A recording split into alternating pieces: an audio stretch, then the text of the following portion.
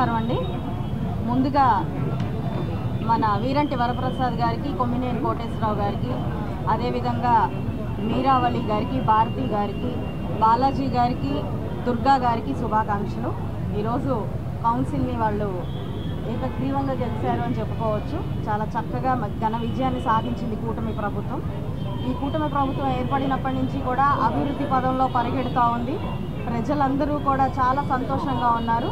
ఇలాంటి నేపథ్యంలో గుంటూరు కార్పొరేషన్ మాత్రం ఇంకా వెనకబాటుకు గురి అయ్యింది అని చెప్పి ప్రజలందరూ కూడా ఆకాంక్షించడం, వెంటనే దానికి కారకులైన అసమర్థ పాలకులైన నాయకత్వాన్ని దించాలి అని ప్రయత్నించడం, అందులో భాగంగా ఈరోజు ఎలక్షన్ ఏర్పాటు చేసుకోవడం, ఘన విజయాన్ని సాధించడం చాలా హర్షణీయం. ఇక మీదట మున్ముందు రానున్న రోజుల్లో కార్పొరేషన్ లిమిట్స్లో ఉన్న ప్రతి గ్రామం, ప్రతి డివిజన్ కూడా అభివృద్ధి పదంలో మా యొక్క ఎన్డీఏ కూటమి నాయకత్వంలో అద్భుతంగా పనిచేస్తుంది అని చెప్పి ధీమా వ్యక్తం చేస్తూ గెలిచిన ప్రతి ఒక్క సభ్యుడికి కూడా మరొకసారి శుభాకాంక్షలు చెప్తూ సెలవు తీసుకుంటాం. ఈరోజు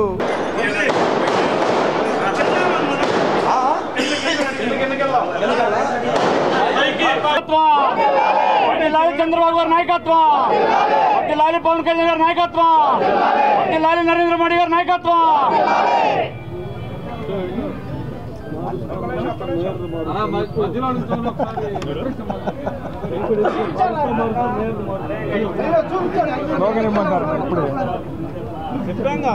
తమ్ముడు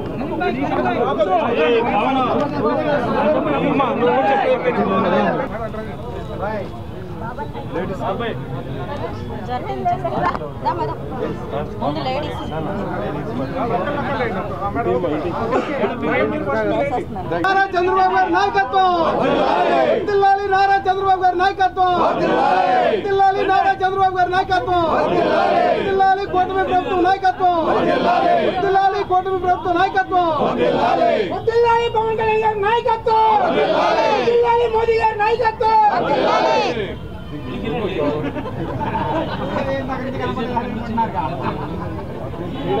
స్టాండింగ్ కమిటీ సభ్యులుగా పోటీలో ఉన్నటువంటి పెద్దలు ఈరంటి వరప్రసాద్ గారు, సిటీ బస్ బాబు గారు, ముఖ్యంగా దాసరి లక్ష్మీ దుర్గా గారు, మీరావళి గారు, నోకవరపు బాలాజీ గారు, కొమ్మినేని కోటేశ్వరరావు గారు, ముప్పవరపు భారతి గారు, ఈ ఆరుగురిని ఈరోజు ఎన్నిక చేయడం జరిగింది. అందరూ కూడా అనుకున్న దానికన్నా మంచి ఓట్లతో గెలవడం జరిగింది. మీకు కూడా ధన్యవాదాలు.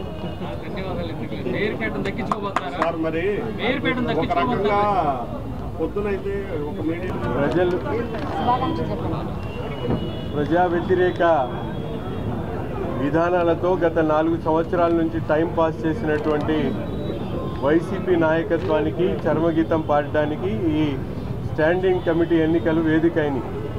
పార్టీలకు అతీతంగా ప్రజల పక్షాన ఉన్నటువంటి ప్రజాప్రతినిధులు ఈరోజు ఒక మంచి డెసిషన్ తీసుకొని ప్రజలకు ఏదైతే అభివృద్ధికి ఓటేయాలనే ఒక ఆలోచనతో, ఒక తలంపుతో ఈరోజు గుంటూరు నగరపాలక సంస్థ స్టాండింగ్ కమిటీ ఎన్నికల్లో కూటమి అభ్యర్థులను గెలిపించడానికి ముందుకొచ్చినందుకు ప్రజాప్రతినిధులందరికీ కూడా పేరు పేరున ధన్యవాదాలు తెలుపుతూ, గతంలో ఎప్పుడూ జరగనటువంటి విధంగా రాబోయేటువంటి రోజుల్లో పెద్ద ఎత్తున అభివృద్ధి కార్యక్రమాలకు శ్రీకారం చుట్టడానికి ఇది సరైనటువంటి సమయం.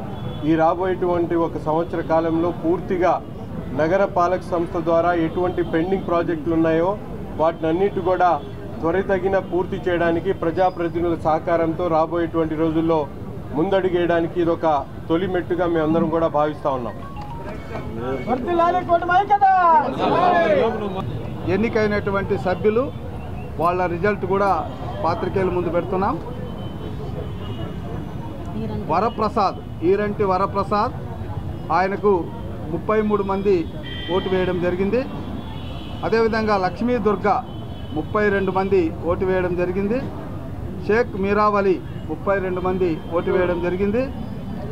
బాలాజీ గారికి 31 మంది, అదేవిధంగా కోటేశ్వరరావు గారికి 31 మంది, తర్వాత భారతి గారికి 30 మంది. సో ఎవరైతే కూటమి తరఫున నిలబడ్డారో వాళ్ళందరికీ కూడా అత్యధిక మెజార్టీతో మరి సభ్యులు ఎన్నిక చేయడం అనేటువంటిది జరిగిందని మనం చేసుకుంటున్నాం.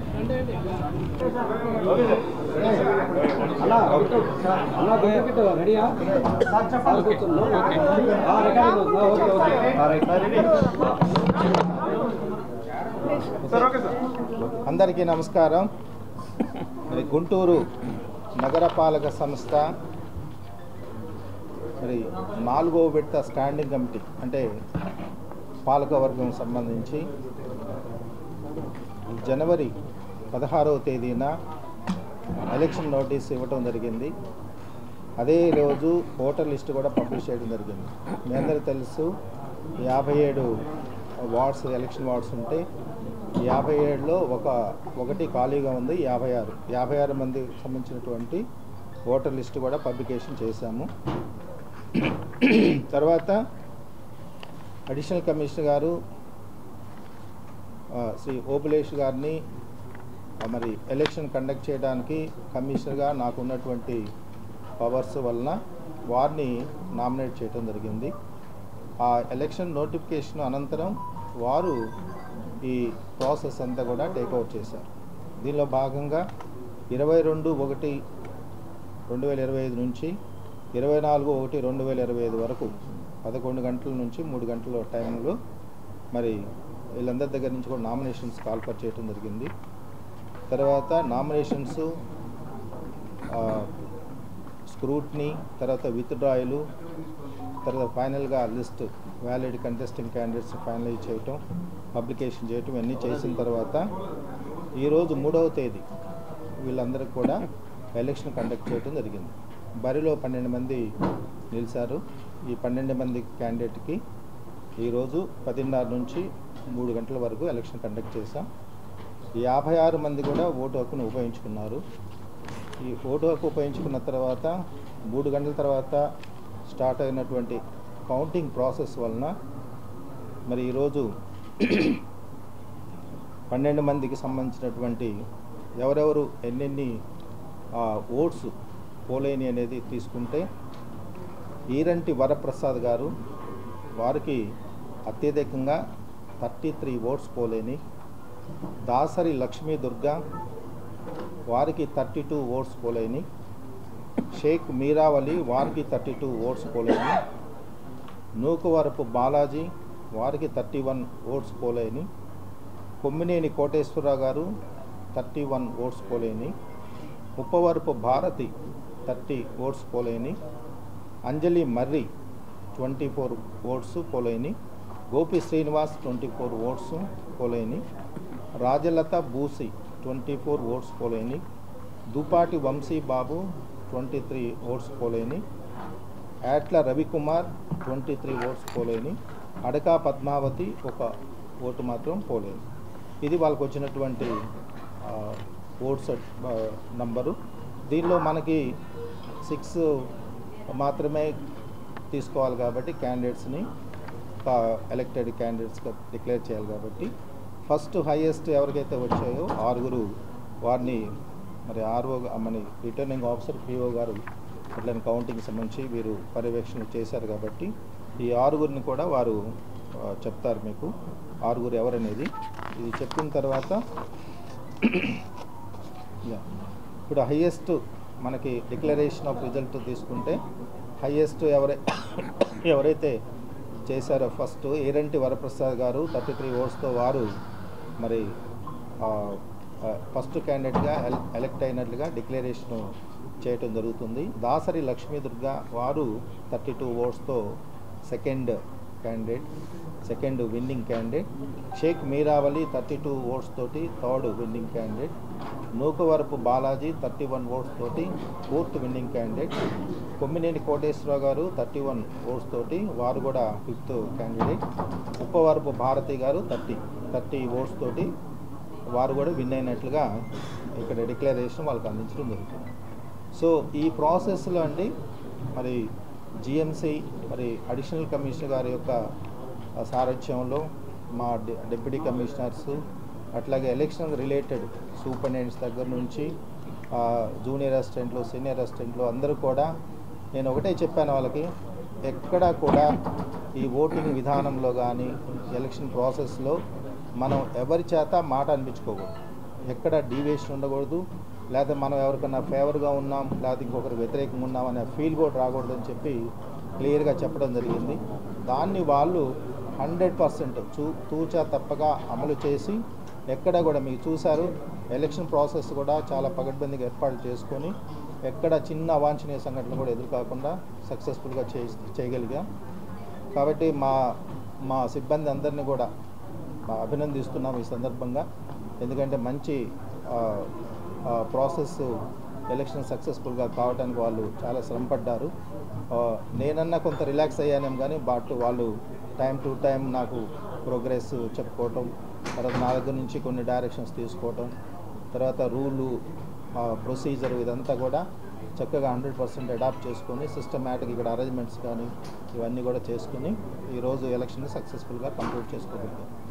కాబట్టి ఈ విధంగా ఈ స్టాండింగ్ కమిటీ 4వ విడత స్టాండింగ్ కమిటీ మరి అఫిషియల్గా ఈ డిక్లరేషన్స్ అయిన తర్వాత వాళ్ళందరూ కూడా మెంబర్స్గా స్టాండింగ్ కమిటీల మెంబర్స్గా ఈ 6 ఎవరైతే ఉన్నారో వాళ్ళందరూ డిక్లేర్ చేయబడుతుంది. అట్లనే యాజ్ యూజువల్ చైర్మన్ అనేది మీకు తెలుసు, మేయర్ ఎవరైతే ఉంటారో వాళ్ళు బై డిఫాల్ట్ చైర్మన్గా ఉంటారు. బట్ కమిటీ మెంబర్స్ అందరూ కూడా ఈ 6 కొత్త కమిటీలో ఉంటారు.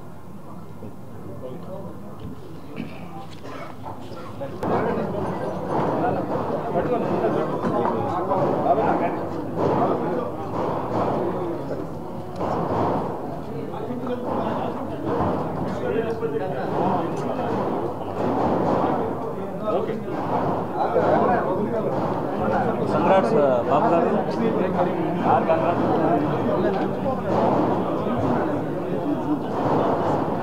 నెక్స్ట్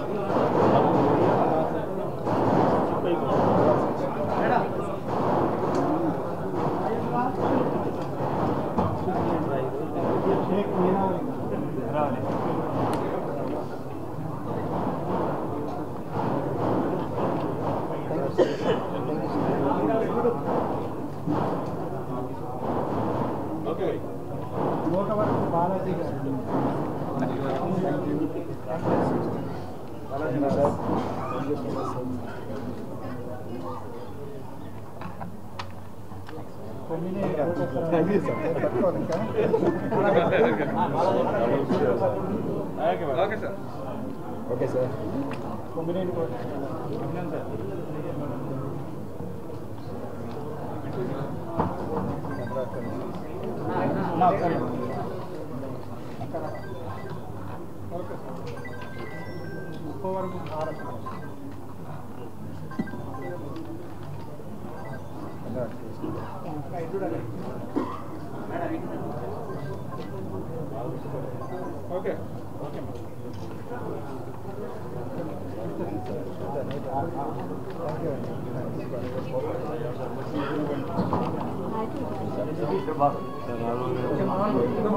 అందరికీ ఎలక్షన్ సజావుగా జరిపిన ఒకటి ఈ ఎలక్షన్ ప్రాసెస్లో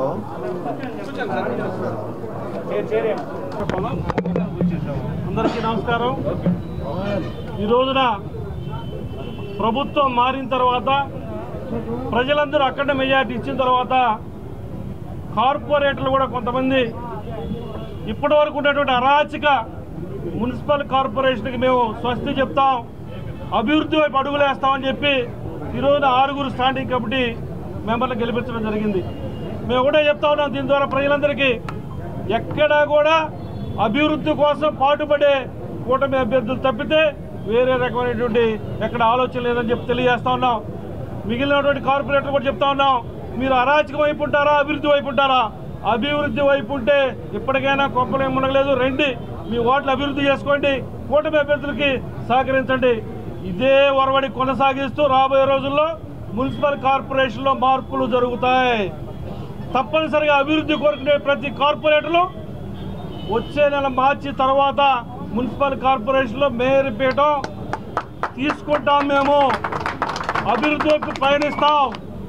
ఈ యొక్క గుంటూరు మున్సిపాలిటీని బ్రహ్మాండంగా అభివృద్ధి చేయడానికి మేయర్గా తెలుగుదేశం పార్టీకి సంబంధించినటువంటి, బీజేపీ పార్టీకి సంబంధించినటువంటి, జనసేన పార్టీకి సంబంధించిన కూటమి అభ్యర్థి రాబోతా ఉన్నారు. ప్రజలందరూ మమ్మల్ని ఆశీర్వదించండి. మీకు కావాల్సినటువంటి సౌకర్యాలన్నీ కూడా ఈ యొక్క కూటమి ప్రభుత్వంలోనే అందజేస్తాం, అభివృద్ధిని మేము అందజేస్తామని చెప్పి తెలియజేస్తూ ఈ యొక్క విజయానికి సహకరించినటువంటి ప్రతి ఒక్క కార్పొరేటర్కి కూటమి ప్రభుత్వం తరఫున, జనసేన పార్టీ తరఫున, పవన్ కళ్యాణ్ గారి తరఫున అందరికి కూడా ధన్యవాదాలు తెలియజేసుకుంటాం.